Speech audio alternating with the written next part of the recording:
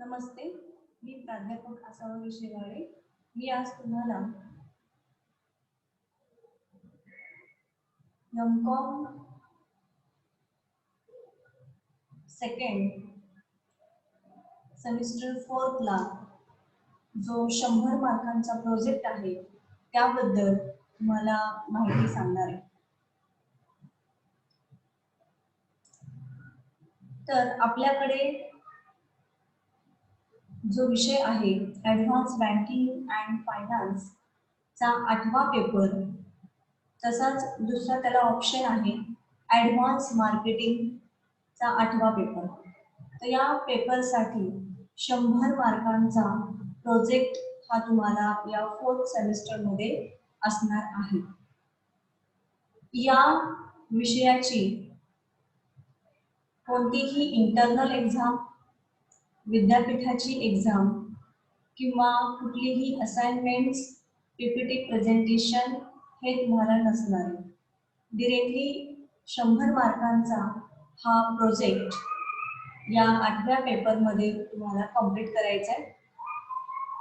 तर त्याचं marking system ही कशा प्रकारे असणार आहे.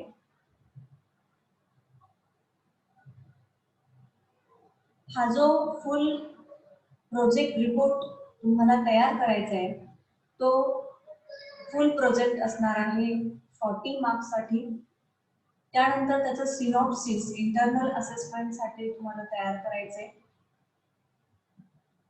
तर ते असणार आहे 40 मार्क्ससाठी.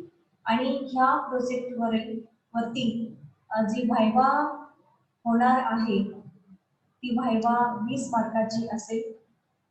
यासाठी विद्यापीठाकडून एक्सटर्नल एक्झामिनर म्हणून आपल्याकडे येत असतात आणि ते ही व्हायवा तुमची घेत असतात किंवा तशा प्रकारे आपण ही व्हायवा कंडक्ट करत असतो. तर फुल प्रोजेक्ट रिपोर्ट जो तयार करायचा आहे एम्बॉइस बाइंडिंग मध्ये तो तुम्हाला तयार करायचा आहे आणि 50 ते 80 पेजेस पर्यंत तो तयार करायचा आहे. हा प्रोजेक्ट कशा प्रकारचा असला पाहिजे किंवा त्यामध्ये काय काय कंटेंट यायला पाहिजे, प्रोजेक्ट कंटेंट तुमचे काय काय असायला पाहिजे, ते मी पुढच्या स्लाइड्स मध्ये तुम्हाला सांगणार आहे. सिनॉप्सिस हे देखील एक 10 ते 15 किंवा जास्तीत जास्त 20 पेजेस पर्यंत तुमचं असायला पाहिजे. सिनॉप्सिस तुमचा जो रिपोर्ट आहे प्रोजेक्ट रिपोर्ट, फुल प्रोजेक्ट रिपोर्ट जो आहे त्यावरूनच तुम्हाला हा सिनॉप्सिस तयार करायचा आहे. तर असा हा टोटल 100 मार्कांचा तुमचा प्रोजेक्ट असणार आहे. आता ह्या प्रोजेक्टसाठीचे जे विषय आहेत ते विषय विद्यापीठाने दिलेले आहेत. तर इथे स्लाइड तुम्हाला दिसते बघा, त्या स्लाइड वरती प्रोजेक्टचे विषय दिलेले आहेत. जो advance banking and finance topic आहे त्यासाठी प्रोजेक्टचे हे विषय सजेस्ट केलेले आहेत. तर हे जे विषय तुम्हाला इथे दिलेले जवळजवळ 40 सब्जेक्ट इथे दिलेले आहेत. मी तुम्हाला पुढच्या स्लाइड्स वरती दाखवते.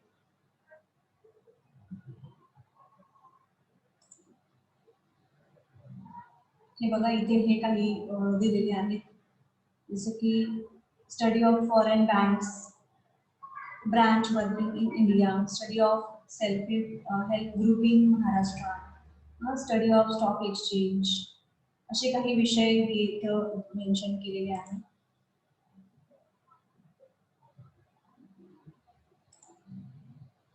असे जवळजवळ ॲडव्हान्स बँकिंग अँड फायनान्स या विषयाचे 40 जवळजवळ विषय इथे दिलेले आहेत आणि प्रत्येक विद्यार्थ्याने प्रोजेक्टसाठी सेपरेट विषय घ्यायचा आहे.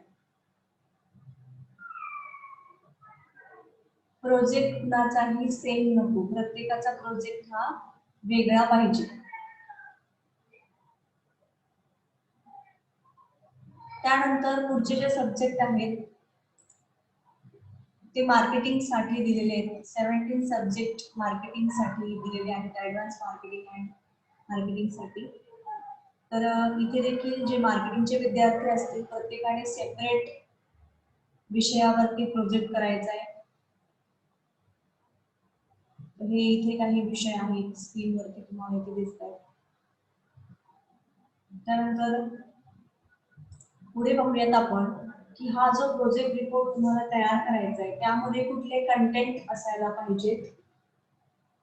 तर रिपोर्ट जो आहे रिपोर्ट कंटेंट तो रिपोर्ट कंटेंट तुमचा काय असायला पाहिजे तो तुम्हाला नेक्स्ट याच्यामध्ये मी दाखवते. कशा प्रकारे तुम्हाला कव्हर पेज तयार करायचं असतं किंवा कंपनीचं सर्टिफिकेट कशा प्रकारचं असतं, गाईड सर्टिफिकेट तयार करायचं असतं, एक्नॉलेजमेंट असतं, डिक्लेरेशन असतं, एक्झिक्युटिव्ह समरी असते आणि तुमचे नंतर इंडेक्स असतं आणि त्यानंतर खऱ्या अर्थाने तुमचा प्रोजेक्टला स्टार्ट होत असते. तर तुम्हाला जो प्रोजेक्ट करायचा आहे त्या प्रोजेक्टमध्ये टेंटेटिव्ह चॅप्टर स्कीम ही कशा प्रकारची असेल. तर चॅप्टर नंबर 1 तुमचा असणार आहे इंट्रोडक्शन टू स्टडी. तुम्ही जो काही विषय घेतलेला आहे त्या स्टडीचा तुमचं इथं इंट्रोडक्शन असणार आहे फर्स्ट चॅप्टरमध्ये. हा फर्स्ट चॅप्टर एक दोन तीन पानांचा इंट्रोडक्शन तुमचं येईल. त्यानंतर चॅप्टर नंबर 2 आहे कंपनी प्रोफाईल. तुम्ही ज्या बँकेचा किंवा ज्या कंपनीचा तुम्ही स्टडी केलेला आहे त्या कंपनीचे इथे हिस्ट्री प्रोफाईल तुम्हाला इथे लिहायची आणि एक 10-12 पेजेस पर्यंत हा प्रोफाईल तुमचा इथे असेल. त्याचप्रमाणे chapter number 3 objective of study. तुम्ही जो काही स्टडी केलेला आहे त्यावरून तुमचे ऑब्जेक्टिव्ह इथे येतील. एका पेजवरती 1 बाय 1 एक 5 ते 6 ऑब्जेक्टिव्ह तुम्हाला इथे लिहायचे की तुमचे काय ऑब्जेक्टिव्ह आहेत तुमच्या स्टडीचे. देन रिव्ह्यू ऑफ लिटरेचर तुम्हाला इथे चॅप्टर नंबर 4 मध्ये मेन्शन करायचे आहे. नंतर चॅप्टर नंबर 5 रिसर्च मेथोडॉलॉजी. तुम्ही कुठल्या मेथोडॉलॉजीज या प्रोजेक्टसाठी वापरलेल्या आहेत. मग त्याच्यामध्ये प्रायमरी डेटा आणि सेकंडरी डेटा अशा रिसर्च मेथोडॉलॉजी आपण इथे प्रोजेक्टसाठी वापरतो. तर प्रायमरी डेटा म्हणजे काय, सेकंडरी डेटा म्हणजे काय हे तुम्हाला माहिती पाहिजे. प्रायमरी डेटा जो आहे तो आपण कसा कलेक्ट करतो. तर प्रायमरी डेटा एखादी क्वेश्चनर तयार करून त्याचप्रमाणे एखाद्या व्यक्तीचा इंटरव्ह्यू तुम्ही घेतलेला असेल तुमच्या प्रोजेक्टसाठी. त्याचप्रमाणे तुम्ही स्वतः जाऊन त्या प्रोजेक्ट विषयी एखाद्या कंपनीमध्ये जाऊन एखाद्या बँकेमध्ये जाऊन मॅनेजर तुम्ही भेटला असाल आणि त्यांच्याकडनं तुम्ही माहिती मिळवलेली असेल काही प्रश्नोत्तर किंवा इंटरव्ह्यू थ्रू. तर त्याला आपण प्रायमरी डेटा असं म्हणतो. आता सेकंडरी डेटा कसा वापराल. तर सेकंडरी डेटामध्ये तुम्ही काही न्यूजपेपर फॉलो केले असतील, न्यूजपेपर मधली माहिती तुम्ही घेतली असेल. त्याचप्रमाणे काही रिपोर्ट्स मधून तुम्ही माहिती घेतली असेल, रेफरन्स बुक्स मधून माहिती घेतलेली असेल. त्याचप्रमाणे इंटरनेटचा वापर तुम्ही माहितीसाठी केलेला असेल. तर हे सर्व जे आहे ते तुमचं सेकंडरी डेटामध्ये येतं. मग हेच तुम्हाला तिथे मेन्शन करायचंय की रिसर्च मेथोडॉलॉजीज तुम्ही कुठल्या यूज केल्या आणि त्यामध्ये कशा प्रकारे किंवा कुठल्या माध्यमातून तुम्ही ती माहिती घेतलेली आहे, वापरलेली आहे. त्यानंतर 6 नंबरचा चॅप्टर आहे तो आहे डेटा अनालिसिस आणि इंटरप्रिटेशन. की तुम्ही जो काही डेटा कलेक्ट केलेला आहे त्या डेटाचे इथे अनालिसिस करायचे, इंटरप्रिटेशन करायचंय. मग हा जो डेटा आहे त्याचा अनालिसिस करताना तुम्ही इथे पाय चार्ट्स किंवा डायग्राम्स किंवा वेगवेगळे चार्ट्स किंवा माहिती जी आहे ती तुम्ही या प्रकारे किंवा अशा प्रकारे तुम्ही इथे मेन्शन करू शकता.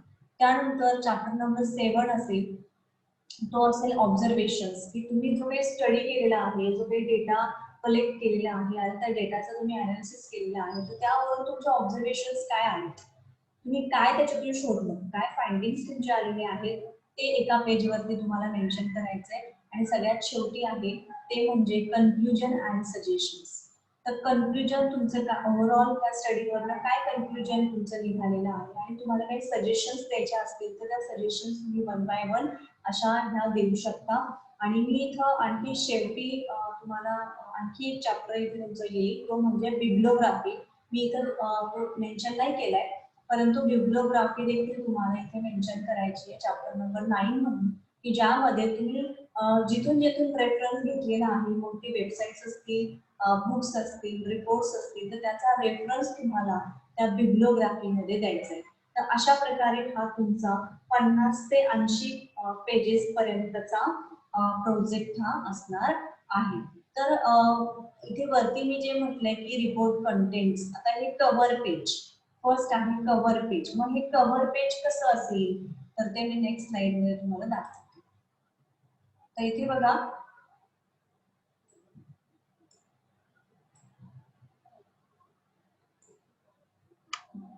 तर हे असे तुमचं इथे कव्हर पेज असणार आहे की इथे बघा,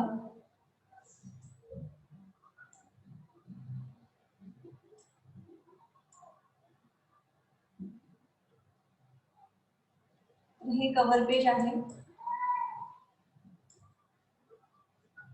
एक प्रोजेक्ट रिपोर्ट ऑन, तुम्ही जो काही विषय घेतलेला आहे तो विषय इथे येईल आणि प्रत्येक विषय टाकताना स्टडी ऑफ असं मेन्शन करायचं आहे तिथे, कारण तुम्ही त्याचा अभ्यास केलेला आहे, स्टडी केलेला आहे. So study of the bank development, इथे एक विषय घेतलेला आहे, त्या विषयाचं नाव मेन्शन केलेलं इथं. ऍट द देना बँकेतून तो प्रोजेक्ट त्या विद्यार्थ्याने केलाय म्हणून तिथे देना बँक असं मेन्शन केलंय. त्यानंतर सबमिटेड बाय, तुमचं नाव इथे येईल, मी एक विद्यार्थ्याचं नाव इथे टाकलेलं आहे, तर तुमचं नाव मी इथे मेन्शन करा. For the degree of master of commerce under the guidance of professor A.S. Shivale, banking and marketing साठी माझं नाव टाका तुम्ही, आणि मार्केटिंग साठी प्राध्यापक कुशल पाखले म्हणून नाव टाकायचे तुम्हाला इथे. त्यानंतर a project submitted to Savitribai Phule university, आणि नेक्स्ट रयत शिक्षण संस्था डॉक्टर बाबासाहेब आंबेडकर महाविद्यालय आणि आर्ट्स अँड कॉमर्स. आणि मग तुम्ही इथे अकॅडमिक इयर पण मेन्शन करा, मी इथे मेन्शन केलेलं नाहीये, पण इथे अकॅडमिक इयर सगळ्यात लास्टला तुम्हाला मेन्शन करायचं. त्यानंतर हे असं असणार आहे तुमचं कव्हर पेज. हे तुम्हाला जे एम्बॉईज बाइंडिंग मध्ये तुम्ही फुल प्रोजेक्ट करणार आहात त्याच्या सर्वात वरती जे एम्बॉईज बाइंडिंग आहे त्याच्यावरती येईल. त्याचप्रमाणे आतील बाजूस देखील एका पेज वरती हे फर्स्ट कव्हर पेज तुमचं येणार आहे. त्याचप्रमाणे तुम्हाला जो सिनॉप्सिस करायचा आहे तो सिनॉप्सिस स्पायरल बाइंडिंग मध्ये करायचा आहे, तर स्पायरल बाइंडिंग मध्ये देखील तुम्हाला या प्रकारचं कव्हर पेज मेन्शन करायचं आहे. फक्त वरती प्रोजेक्ट रिपोर्ट ऐवजी सिनॉप्सिस म्हणायचे इथे, म्हणजे तुमचं सिनॉप्सिसचं देखील कव्हर पेज इथं तयार होईल. त्यानंतर नेक्स्ट आहे हे कॉलेज सर्टिफिकेट आहे, गाईड सर्टिफिकेट किंवा कॉलेज सर्टिफिकेट म्हणता येईल याला. तर हे अशा प्रकारे तयार करायचे. ठीक आहे, इथे प्रिन्सिपल, HOD आणि ज्यांनी गाईड केले त्यांचं नाव असणार आहे. इथं मी अजून एक मेन्शन केलेलं नाहीये, इथे तुम्ही इंटरनल एक्झामिनर ह्याच्या खाली इंटरनल एक्झामिनर आणि इकडे एक्सटर्नल एक्झामिनर असं तुम्ही इथे मेन्शन करा. हे तुमचं गाईड सर्टिफिकेट असेल, कॉलेज सर्टिफिकेट असेल, या प्रकारचं.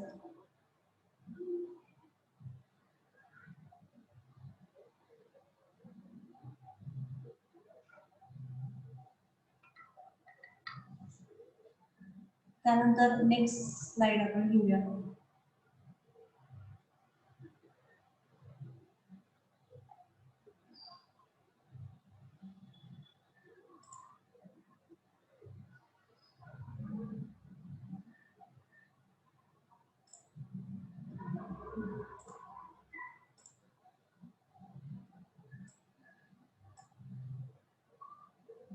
हे बघा, इथे हे कंपनीचं सर्टिफिकेट आहे. इथे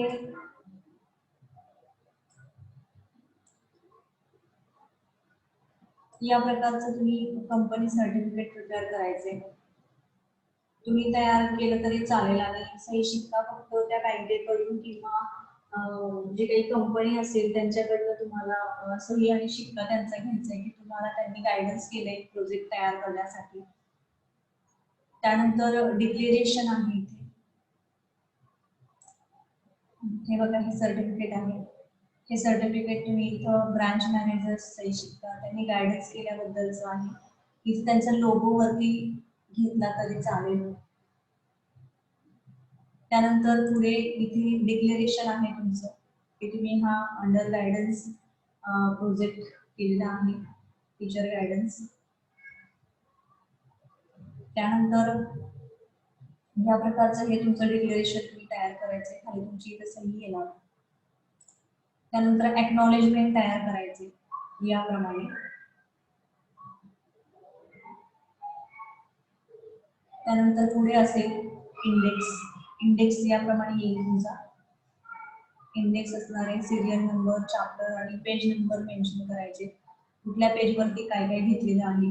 आणि जे फर्स्ट पेजेस तुम्ही लावलेले आहेत प्रोजेक्ट रिपोर्टचा जो कंटेंट तुम्ही घेतलाय तो कंटेंट किंवा guide certificate, company certificate, declaration, acknowledgement, executive summary, जो जो काही तुम्ही इथे फर्स्ट पेजेस इथं मेन्शन केलेले आहेत ते रिपोर्ट कंटेंट तुमची इथे येईल.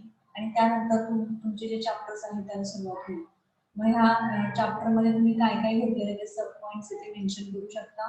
आणि यानुसार हे फर्स्ट पेजेस आहे प्रोजेक्ट रिपोर्ट तयार करण्यासाठीचे. आणि मग यानंतर तुम्ही one by one chapter number 1, chapter number 2, chapter number 3, 4, 5, 6, 7, 8, 9 याप्रमाणे हा प्रोजेक्ट रिपोर्ट 50 to 80 पेजेस पर्यंत तयार करणार आहात.